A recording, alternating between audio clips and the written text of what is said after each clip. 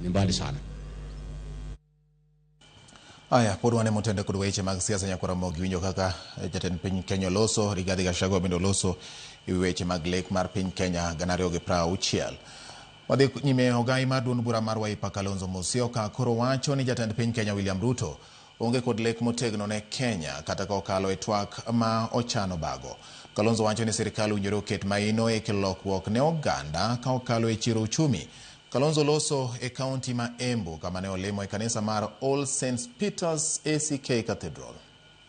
The whole of African continent has talked about Vision 2063, and that is not Kenya. Kenyans have a vision to be realistic and follow what is in the Constitution. What you need to do, Madam President, is to make sure that this country lives in accordance with Constitution 2010. We are one people, one nation, indivisible.